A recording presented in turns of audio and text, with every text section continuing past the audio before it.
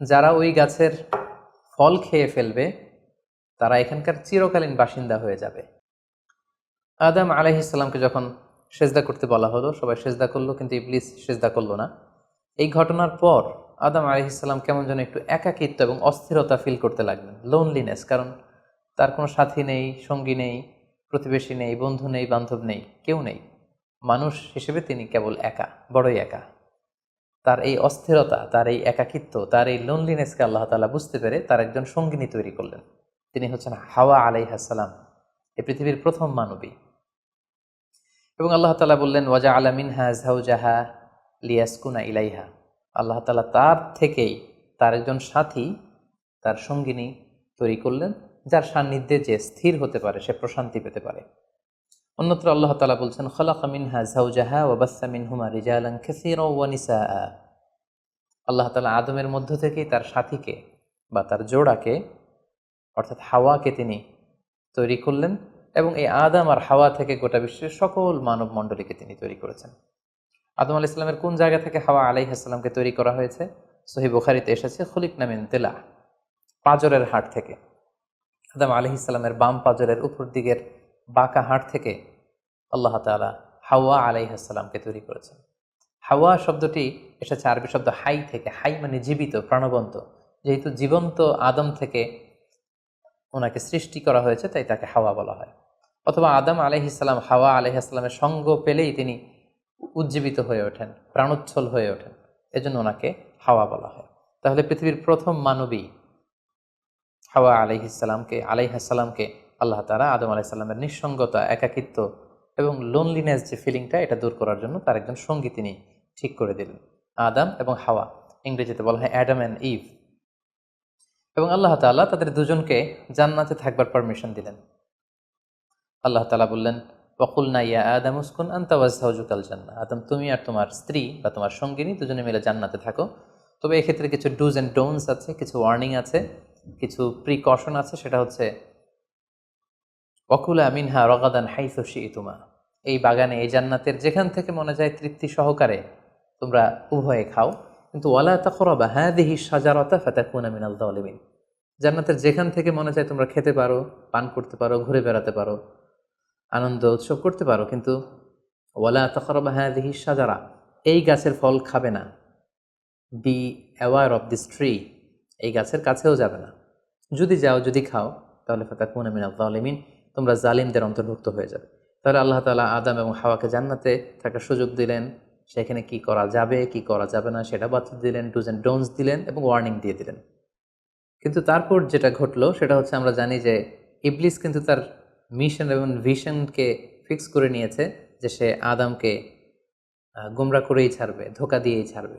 এবং সে অনুপাতে সে সামহাও জান্নাতে ঢুকে আদম এবং হাওয়া আলাইহিস সালামকে উইসপারিং করে, টেম্পটেশন দিয়ে, কুমন্ত্রণা দিয়ে তাদেরকে বিভ্রান্ত করে ফেলল। কোরআন বলছে, ফাওয়াসওয়াসা লাহুমা শাইতান লিইউবদিয়া লাহুমা মা উরিয়া আনহুমা মিন সাওআতিহিমা। শয়তান তাদের দুজনকে টেম্পটেশন দিয়ে, কুমন্ত্রণা দিয়ে ধোঁকার মধ্যে ফেলে দিল। শয়তান এসে বলল, আমাকে আল্লাহ সৃষ্টি করেছেন অনেক আগে, তোমাদেরকে সৃষ্টি করার আগে আল্লাহ তাআলা আমাদেরকে জানিয়েছিলেন যে তোমাকে এবং হাওয়াকে আল্লাহ তাআলা এই জান্নাতে রাখতে চান না, তোমাদের দুজনকে আল্লাহ পৃথিবীতে পাঠিয়ে দিতে চান। কারণ এখানে তারাই থাকতে পারবে যারা ফেরেশতা, তোমরা ফেরেশতা নও। আর এখানে পার্মানেন্টলি থাকার জন্য, রেসিডেন্সিয়াল পারমিটের জন্য একটা জিনিস লাগে, সেটা হচ্ছে ওই গাছের ফল খেতে হয়। যারা ওই গাছের ফল খেয়ে ফেলবে তারা এখানকার চিরকালীন বাসিন্দা হয়ে যাবে, তারা কখনো পৃথিবীতে যাওয়া লাগবে না। সো এই জন্য আল্লাহ তাআলা তোমাদেরকে ফল খেতে নিষেধ করেছেন ওই গাছে। তোমরা যদি ওই গাছের ফল খেয়ে ফেলো তাহলে তোমরা এখানকার চিরস্থায়ী অধিবাসী হয়ে যাবে। কোনোভাবেই আল্লাহ তাআলা তোমাদেরকে এখান থেকে তাড়াতে পারবেন না। কিন্তু আল্লাহ তাআলা চাইছেন তোমাদেরকে এখান থেকে তাড়িয়ে পৃথিবীতে পাঠিয়ে দিবেন। আমি তোমাদেরকে কসম করে বলছি, আমি তোমাদের ওয়েল উইশার, শুভাকাঙ্ক্ষী। শয়তান বলল যে, ওয়াকাসামাহুমা ইন্নী লাকুমা মিনান নাসিহিন, নিশ্চয় আমি তোমাদের জন্য শুভাকাঙ্ক্ষী, তোমরা আমার কথা শোনো। যদি এখানে আরামে দিনাতিপাত করতে চাও তাহলে তোমরা এই ফল খাও, ফলে তোমাদেরকে আর কোথাও যাওয়া লাগবে না। আদম আলাইহিস সালাম আল্লাহ তাআলার সে দেয়ার ডুজ অ্যান্ড ডোন্টস, সে ওয়ার্নিংয়ের কথা ভুলে তিনি এবং তার স্ত্রী ওই নিষিদ্ধ ফল থেকে খাওয়া শুরু করলেন। এবং খাওয়ার সাথে সাথেই ফালাম্মা যাকা শাজারাতা বাদাত লাহুমা সাওআতুহুমা ওয়া তাফিকা ইয়াখসিফানি আলাইহিমা মিন ওয়ারাকিল জান্নাহ। ওই নিষিদ্ধ গাছের ফল খাওয়ার সাথে সাথেই আদম আলাইহিসসালাম এবং হাওয়া আলাইহিসসালামের গায়ে যে জান্নাতি পোশাক ছিল অটোমেটিক্যালি সেই পোশাক খুলে পড়তে আরম্ভ করলো। ওনারা উলঙ্গ হয়ে যেতে লাগলেন। তড়িঘড়ি করে ওনারা জান্নাতের বিভিন্ন পাতা এনে, বিভিন্ন লতা পাতা এনে ওনাদের প্রাইভেটকে ওনারা ঢাকলেন। এবং তখনই ওনারা বুঝতে পারলেন, আমরা কি করলাম, আমরা তো মহাভুল করে ফেলেছি, আমরা তো আল্লাহ তাআলার আদেশকে অমান্য করেছি। আল্লাহ তাআলার সাথে সাথে বললেন, আলাম আনহাকুমা আনতিল কুমার সাজারা, আদম এটা তোমরা কি করলে, আমি তো এটা কখনো এক্সপেক্ট করিনি, আমি কি তোমাদেরকে নিষেধ করিনি এই গাছের ফল খেতে, এবং আমি কি তোমাদেরকে বলে দেইনি যে ইন্না শাইতান লাকুমা আদুউম মুবিন, শয়তান তোমাদের সুস্পষ্ট চিরশত্রু, কেন তোমরা এই কাজটা করলে। আদম আলাইহিসসালাম এবং হাওয়া আলাইহিসসালাম ওনারা লজ্জিত হলেন, ওনাদের কাজের জন্য ওনারা লজ্জিত হলেন। আল্লাহ তাআলা বলছেন, ওয়ালাকাদ আহিদনা ইলা আদামা মিন ক্বাবলু ফানাসিয়া ওয়ালাম নাজিদ লাহু আজমা, আমি আদমকে ওসিয়ত করেছিলাম যে এই কাজটি তুমি করো না, কিন্তু আদম আলাইহিস সালাম ভুলে গিয়েছেন। আল্লাহ তাআলার আদেশ পালনে আল্লাহ বলছেন, আমি আদমকে দৃঢ় প্রত্যয়ী পাইনি। ফলে আদম আলাইহিস সালাম এবং হাওয়া আলাইহিস সালাম ওনারা নিজেদের ভুল বুঝতে পারলেন এবং অনুতপ্ত হলেন, লজ্জিত হলেন, আল্লাহ তাআলার কাছে ক্ষমা চাইতে লাগলেন। আল্লাহ তাআলা তাদেরকে ক্ষমার কিছু বাক্য শিখিয়ে দিলেন। ফাতালাক্কা আদামু মির রাব্বিহি কালিমাত, কিছু বাক্য শিখিয়ে দিলেন। সেই বাক্যগুলো কি ছিল? সেগুলো ছিল, রব্বানা যালামনা আনফুসানা ওয়া ইল্লাম তাগফির লানা ওয়া তারহামনা লানাকুনান্না মিনাল খাসিরিন, মানে হে আল্লাহ, আমরা জুলুম করে ফেলেছি আমাদের নাফসের উপর, আমরা ভুল করেছি, আপনি যদি আমাদেরকে ক্ষমা না করেন, যদি রহম না করেন, আমরা তো ক্ষতিগ্রস্তদের অন্তর্ভুক্ত হয়ে যাব। আদম আলাইহিস সালাম এবং হাওয়া আলাইহিস সালাম উভয়ে অনুতপ্ত হলেন, লজ্জিত হলেন এবং চোখের পানি ছেড়ে এই দোয়াটি পড়ে পড়ে আল্লাহ তাআলার কাছে ক্ষমা চাইলেন এবং আল্লাহ তাআলা তাদের উভয়কে ক্ষমা করে দিলেন। এবার আল্লাহ তাআলা তাদের দুজনকে বললেন, যেহেতু তোমরা আমার আদেশকে মান্য করতে পারোনি, সেজন্য তোমাদেরকে পৃথিবীতে চলে যেতে হবে। ইহবিতু বা'দুকুম লিবা'দিন আদু, তোমাদেরকে পৃথিবীতে নামিয়ে দেয়া হলো। ওয়ালাকুম ফিল আরদি মুস্তাকাররু ওয়া মাতাউন ইলা হিন, এই পৃথিবী হবে তোমাদের আবাসস্থল, এই পৃথিবীতে অনেক জীবনোপকরণ তোমাদের জন্য থাকবে। ফিহা তাহিয়াউন ও ফিহা তামুতুন ও মিনহা তুখরুজুন, you live there, you die there, and you will be resurrected from there. তোমরা পৃথিবীতে বসবাস করবে, পৃথিবীতেই তোমাদের মৃত্যু হবে, এবং এই পৃথিবীর কবর থেকেই, মাটি থেকেই তোমাদেরকে আবার আমি পুনরুত্থান করব। And this is my decision. আদম আলাইহিস সালাম এবং হাওয়া আলাইহিস সালাম পৃথিবীর প্রথম মানব এবং মানবীকে জান্নাত থেকে আল্লাহ তাআলা পৃথিবীতে নামিয়ে দিলেন। এবং আল্লাহ বললেন যে তোমাদেরকে নামিয়ে দিয়ে আমি ক্ষান্ত হচ্ছি না। ফাইম্মা ইয়াতিয়ান্নাকুম মিন্নি হুদান, আমার গাইডেন্স তোমাদের কাছে আসবে। ফামান তাবিআ হুদায়া ফালা ইয়াযিল্লু ওয়ালা ইয়াশকা, আমার দেয়া পথ নির্দেশিকা এবং গাইডেন্স যারা মেনে চলবে তারা কখনো পথভ্রান্ত হবে না, তারা কখনো গোমরা হবে না। অতঃপর আল্লাহ তাআলা তাদের দুজনকে পৃথিবীতে নামিয়ে দিলেন।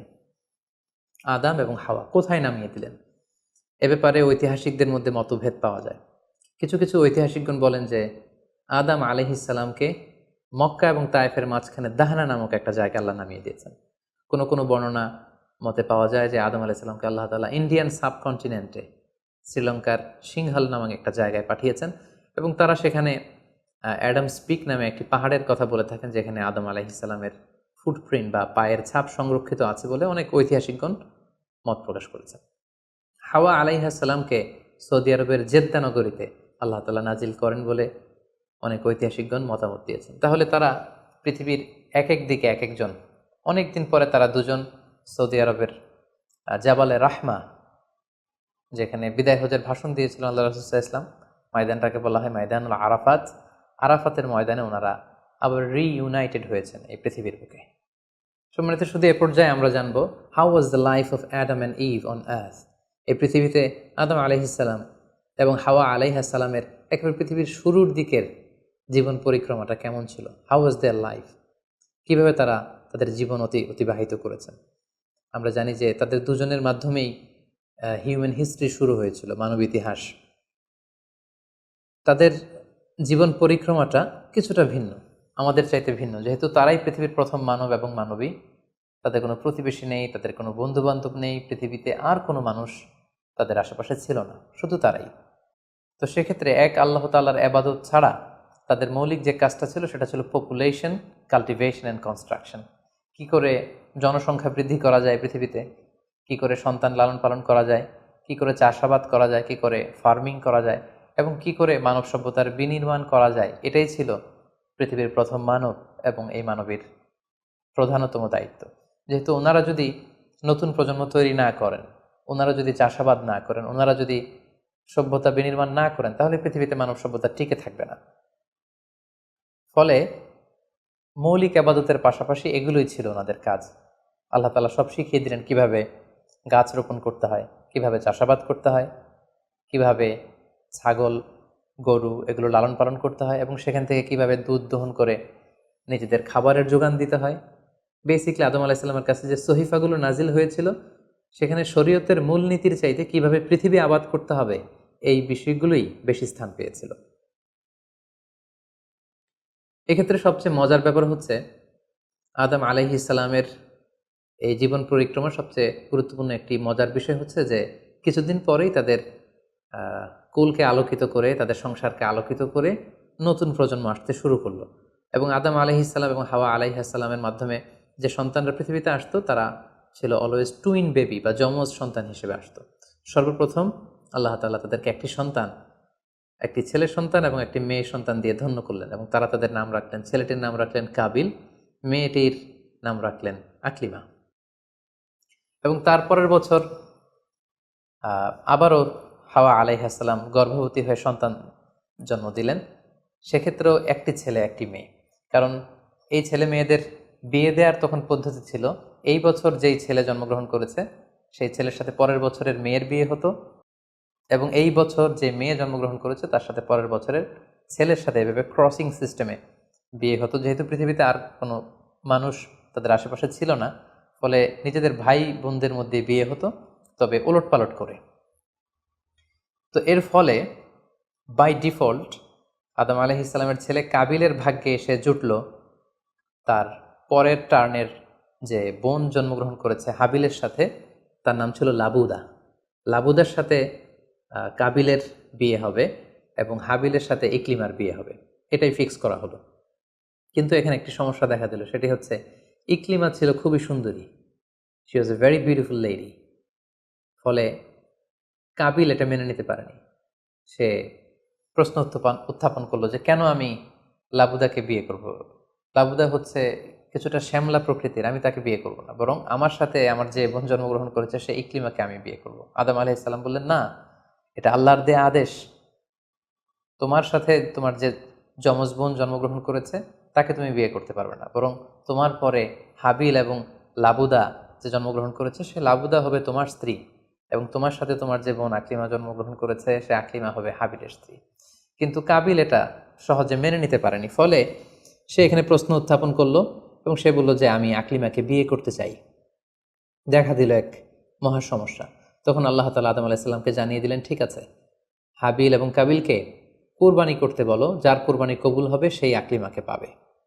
এবং তখন কোরবানির সিস্টেম ছিল, কোরবানি করে চলে আসার পরে আকাশ থেকে আগুন এসে যেই কোরবানিকে ঝলসে দিত সেই কোরবানিটা আল্লাহ তাআলার কাছে কবুল হয়েছে বলে ধরে নেওয়া হতো। আদম আলাইহিস সালামের ছেলে কাবিল বেসিকলি চাষি ছিল, সে এক বস্তা গম আল্লাহ রাস্তায় কোরবানি করলো। আর হাবিল সে মেষ চড়াতো, ছাগল চড়াতো, সে একটি বকরি জবাই করে আল্লাহ রাস্তায় কুরবানি করলো, এবং তারা অপেক্ষা করতে লাগলো যে কার কুরবানি কবুল হয়। দেখা গেল আকাশ থেকে আগুন এসে হাবিলের বকরি বা ছাগলটাকে ঝলসে দিয়েছে, কিন্তু কোনো আগুন এসে কাবিলের গমের বস্তাকে বা গমের স্তূপকে ঝলসে দেয়নি। ফলে প্রমাণিত হলো যে হাবিলের কুরবানি আল্লাহ তাআলার দরবারে কবুল হয়েছে, এবং আল্লাহ তাআলার দেয়া আগের বিধান অনুযায়ী হাবিলই আকলিমাকে বিয়ে করার সুযোগ পাবে। এই কথাটি আল্লাহ তাআলা খুব সুন্দর করে কোরআনুল কারীমে উল্লেখ করেছেন। আল্লাহ বলছেন, ফাতুকুব্বিলা মিন আহাদিহিমা ওয়া লাম ইউতাকাব্বাল মিনাল আখার। তাদের একজনের কোরবানি কবুল হলো, আরেকজনেরটি হলো না। ফলে হাবিল আকলিমাকে বিয়ে করার সুযোগ পেল। কিন্তু কাবিল এতে আরো প্রচণ্ড জেলাসি ফিল করতে লাগলো। সে হিংসায় জ্বলে পুড়ে অত্যন্ত রেগে গিয়ে বলল, লা আক্তুলান্নাক, হাবিল আমি তোমাকে হত্যা করব, তোমাকে হত্যা করে হলেও আমার সুন্দরী বোন আকলিমাকে আমি ছিনিয়ে নিব। তখন হাবিল বলতে লাগলো যে লাইম বাসাত্তা ইলাইয়া ইয়াদাকা লিতাকতুলানি মা আনা বিবাসিতি ইয়াদিয়া ইলাইকা লিআকতুলাক। অর্থাৎ, হে কাবিল, তুমি যদি আমাকে হত্যা করতে অগ্রগামী হও, হাত বাড়াও, আমি আমার হাতকে বাড়াবো না তোমাকে আঘাত করার জন্য। কারণ তুমি যদি আমাকে হত্যা করো তাহলে আমার পাপ, তোমার পাপ সবটাই তোমার ঘাড়ে বর্তাবে, আর আমি এত বড় পাপ কাজ কখনোই করতে চাই না। কাবিল এই কথাতেও ক্ষান্ত না হয়ে সে হত্যা করতে উদ্ধত হলো এবং সে তার কথা মতো তার ভাই হাবিলের উপর চড়াও হয়ে আক্রমণ করে তার আপন ভাই হাবিলকে সে হত্যা করে ফেলল। কোরআন বলল ফাকাতালাহু ফাসবাহা মিনাল খাসিরিন। কাবিল হাবিলকে হত্যা করে ফেলল প্রতিহিংসার অনলে জ্বলে পুড়ে শয়তানের কুমন্ত্রণায়। পৃথিবীর প্রথম হত্যাকাণ্ড, the first murder ever in the world, পৃথিবীর প্রথম হত্যাকাণ্ড সংঘটিত হলো এবং হত্যাকারী ছিল আদম আলাইহিস ছেলে কাবিল এবং এই পৃথিবীর প্রথম নিহত মানুষের নাম হচ্ছে হাবিল। সহিহ বুখারীতে আল্লাহ রাসূল সাল্লাল্লাহু আলাইহি ওয়াসাল্লাম ইরশাদ করেছেন, আউয়ালু মান সান্নাল কতলা।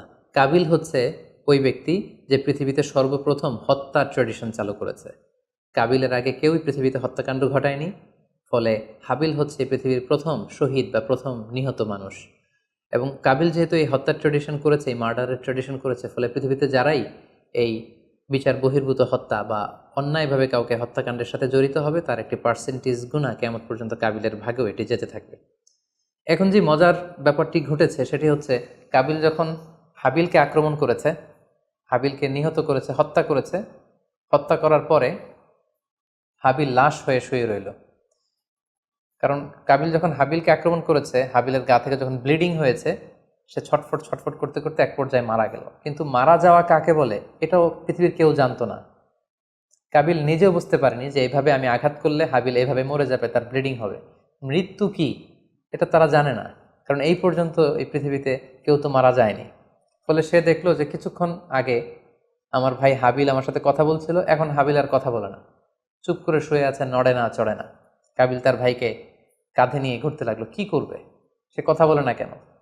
কারণ এটা যে মৃত্যু, দিস ইজ দ্য ডেথ, এটা তাদের জানা ছিল না। এবং তার ভাইয়ের লাশকে সে কী করবে সে নিজে বুঝতে পারছিল না। তখন হাবিলকে শিক্ষা দেওয়ার জন্য আল্লাহ তাআলা একটি কাককে পাঠালেন। ফাবাআস আল্লাহু গুরাবান ইয়াবহাসু ফিল আরদি লিউরিয়াহু কাইফা ইউয়ারি সাওআতা আখি। দুটি কাক এসে একটি কাক আর একটি কাককে হত্যা করলো এবং হত্যাকারী কাকটি তার ঠোঁট দিয়ে তার পা দিয়ে মাটি খুঁড়ে গর্ত করে সেই গর্তের ভেতরে মৃত কাকটিকে ফেলে আবার মাটি দিয়ে ঢেকে ফেললো। এই দৃশ্যটি হাবিল দেখে বুঝতে পারলো যে আমাকেও আমার কাবিল দেখে বুঝতে পারলো আমাকেও একই কাজ করতে হবে। কাবিল তখন মাটি খুঁড়ে তার ভাই হাবিলকে মাটি চাপা দিয়ে পৃথিবীর প্রথম ফিউনারাল বা বারিফাইংয়ের যে সিস্টেম, কবর দেওয়ার যে প্রক্রিয়া, এটা তিনি সারলেন। আদম আলাইহিস সালাম তখন চলে গিয়েছিলেন মক্কায় কাবা নির্মাণের কাজে বা হজের কাজে। সেখান থেকে ফিরে এসে এই ঘটনা শুনে তিনি অত্যন্ত দুঃখ পেলেন। তিনি কাবিলকে ভর্ৎসনা করলেন এবং আদম আলাইহিস সালামের সন্তান সন্ততি সবাইকে ডেকে তিনি নাসিহত করলেন, এক আল্লাহর আদেশ মেনে নেওয়ার জন্য তিনি সবাইকে আহ্বান জানালেন। হাবিলের পরবর্তীতে আল্লাহ তাআলা এওয়াদান আন হাবিল, হাবিলের পরিবর্তে তিনি শীস আলাইহিস সালামকে আদম আলাইহিস সালামের ছেলে হিসেবে পৃথিবীতে দান করলেন। হাওয়া আলাইহিস সালামের কোল জুড়ে পৃথিবীতে আসলো শীস এবং তার সাথে তার টুইন বোন হাজুরা পৃথিবীতে আসলো। এবং আদম আলাইহিস সালামের পরে শীস আলাইহিস সালামকে আল্লাহ তাআলা নবী হিসেবে সিলেক্ট করলেন। এবং সহিহ ইবনে হিব্বানের একটি বর্ণনা এসেছে, যদি বর্ণনাটি দুর্বল, যে শীস আলাইহিস সালামের কাছে আল্লাহ তাআলা 50টি সহিফা নাজিল করেছিলেন। দেখতে দেখতে আদম আলাইহিস সালাম তার জীবনের 1000 বছর পূর্ণ করলেন। তিনি বয়োবৃদ্ধ হয়ে আসলেন এবং তার এই নবুয়তির দায়িত্ব আল্লাহ তাআলা শীস আলাইহিস সালামের কাঁধে দেওয়ার পরে আদম আলাইহিস সালামের পৃথিবী থেকে বিদায় নিলেন। কোথায় তাকে কবর দেওয়া হয়েছে? ঐতিহাসিকদের মধ্যে একাধিক মত পাওয়া যায়। কোনো কোনো বর্ণনা মতে ওনাকে মক্কাতে কবরস্থ করা হয়েছে, কোনো কোনো ঐতিহাসিক বর্ণনা মতে ওনাকে বাইতুল মাকদাসে কবরস্থ করা হয়েছে। আর ঠিক এভাবেই পৃথিবীর প্রথম মানব এবং প্রথম নবী আদম আলাইহিস সালাম এই পৃথিবী থেকে বিদায় নিয়ে পরপারে পাড়ি জমালেন। সম্মানিত সুধী, আদম আলাইহিস সালামের এই জীবনী থেকে আমাদের জন্য কি শিক্ষা? কেন আল্লাহ তাআলা কালামুল্লাহ মাজিদে কোরআন কারিমে নবীদের ঘটনাগুলো বর্ণনা করেছেন? কেন আদম আলাইহিস সালামের ঘটনা আমাদেরকে শুনিয়েছেন? নিশ্চয়ই এর পেছনে কারণ রয়েছে। সেটি হচ্ছে আমরা যাতে করে এই জীবনী থেকে আমাদের প্রাত্যহিক জীবনের জন্য শিক্ষা, লেসন, এগুলো যাতে গ্রহণ করতে পারি। আদম আলাইহিস সালামের এই বর্ণাঢ্য জীবনী থেকে, সংগ্রামী জীবনী থেকে আমরা কি শিখতে পারি, কি কি লেসন আমাদের জন্য রয়েছে, এ পর্যায়ে আদম আলাইহিস সালামের জীবনী থেকে শিক্ষাগুলো আমরা আলোচনা করব। আদম আলাইহিস সালামের জীবনী থেকে প্রথম যে শিক্ষাটা আমরা পাই সেটা হচ্ছে সৃষ্টির জন্য অহংকার করা বা অ্যারোগেন্স এটা শোভা পায় না। অহংকার করা এটা হচ্ছে স্রষ্টার বৈশিষ্ট্য। কোনো সৃষ্টি কখনো অহংকার করতে পারে না। আল্লাহ তাআলা বলেছেন হাদিসে কুদসিতে, আল কিবরিয়া উরিদা ই, অহংকার হচ্ছে আমার চাদর, এজন্য যে অহংকার করবে ওকে আমি জাহান্নামে নিক্ষেপ করব। কিন্তু শয়তানের ক্ষেত্রে আমরা এই মিস্টেকটাই দেখেছি। সে অহংকারের ফাঁদে পা দিয়ে আল্লাহ তাআলার আদেশ অমান্য করেছে এবং সে ধিক্কৃত অভিশপ্ত একটা সত্তায় পরিণত হয়েছে এবং সে বলেছে যে আনা খাইর মিনহু, আমি আদমের চাইতে শ্রেষ্ঠ। কোনো বিশ্বাসী, কোনো প্র্যাকটিসিং মুসলিম কখনো নিজেকে বড় মনে করতে পারে না। ইসলাম আমাদেরকে এটা শেখায় না। নিজেকে বড় মনে করা এটা হচ্ছে শয়তানের স্বভাব, যেটা আমরা আদম আলাইসাল্লাম এবং শয়তানের যে ঘটনা, ইনসিডেন্ট, সেখান থেকে আমরা জানতে পারলাম। নিজেকে বড় মনে করা এটা শয়তানের অ্যাটিটিউড। বিশ্বাসীরা কখনো নিজেকে বড় মনে করে না, তারা কখনো অ্যারোগ্যান্ট অ্যাটিটিউডের হতে পারে না। কারণ আল্লাহ রাসূল সাল্লাল্লাহু আলাইহি ওয়াসাল্লাম আমাদেরকে শিখিয়েছেন, আল্লাহুম্মা জাআল ফি আইনি সাগীরা ওয়া ফি আ'ইউনিন নাসি কাবীরা, হে আল্লাহ, আপনি আমার চোখে আমাকে ছোট বানান, মানুষের চোখে আপনি আমাকে বড় বানান। আপনি নিজেকে কখনো বড় বলে উপস্থাপন করতে পারবেন না। আপনি বড় এটা আপনার মুখে বলা শোভা পায় না, বরং আপনি বড় কিনা ছোট এটা মানুষ প্রমাণ করবে, সেটা মানুষ ডিসাইড করবে। এজন্য আল্লাহ রাসূল সাল্লাল্লাহু আলাইহি ওয়াসাল্লাম বলতেন, হে আল্লাহ, আমার চোখে আপনি আমাকে ছোট বানান, মানুষের চোখে আপনি আমাকে বড় বানান। তাহলে আদম আলাইহিস সালাম এবং ইবলিসের এই ঘটনা থেকে আমরা প্রথম যে শিক্ষাটা পাই সেটা হচ্ছে আমরা যেন কখনো আমাদের অন্তরে অহমিকা বোধ লালন না করি, আমরা যেন এই ইগোইস্টিক সমস্যাতে না ভুগি, আমরা কখনো যেন অহংকারী না হই, বরং আমরা যেন বিনয়ী হতে পারি। বিনয়ী বান্দাদেরকে আল্লাহ তাআলা পছন্দ করেন। নিজেকে বড় মনে করা এটা হচ্ছে শয়তানের স্বভাব এবং সে নিজেকে বড় মনে করেই চির অভিশপ্ত হিসেবে চিহ্নিত হয়েছে। আদম আলাইহিস সালামের ঘটনা থেকে আরও একটি শিক্ষা আমরা যেটি পাই সেটি হচ্ছে শয়তানের প্রথম মিশন ছিল মানুষের দেহ থেকে পোশাক খুলে ফেলা।